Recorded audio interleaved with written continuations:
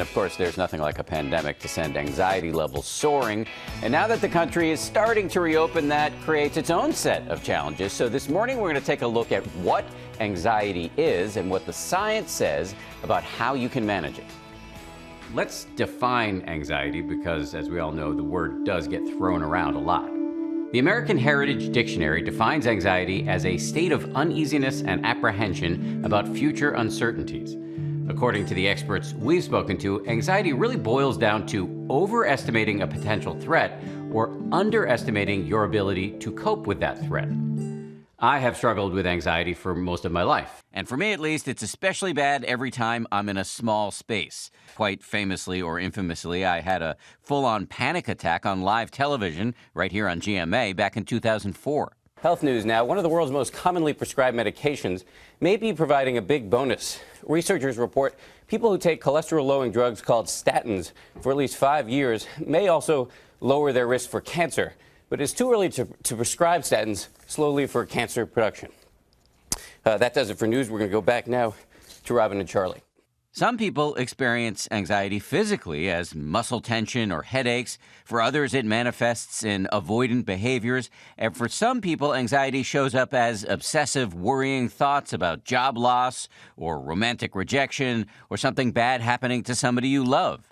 When we get anxious, two parts of our brain are competing for attention. The amygdala, the threat center of our brain, turns on.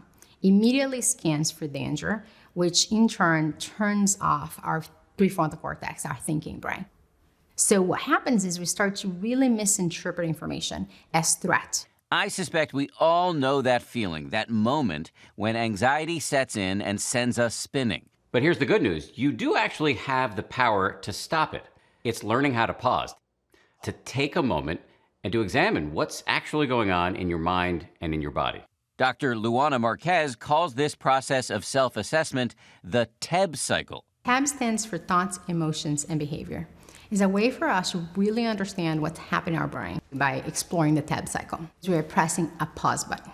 One way to practice what Dr. Marquez is teaching, this getting comfortably uncomfortable thing, is in meditation. In our meditation practice, again, we're not diving into the deep end. We're not going to like the biggest fear we have and just being like, show me what you got. And so we're feeling into what it feels to be a little bit uncomfortable. One of the most promising ways to manage anxiety is, it turns out, other people. In fact, study after study shows how strong social connections are one of the most important predictors of long-term health and happiness. But even in the face of overwhelming evidence, leaning on the people close to us can be hard. Social support is known to be the strongest buffer against any mental illness. Even intentionally spending some time out in nature. According to one study, taking 15-minute so-called awe walks, where you intentionally shift your attention outward, can really reduce anxiety. And so just inside our own bodies, we have these anxieties and these fears, and then they pass, just like this wind is passing through right now.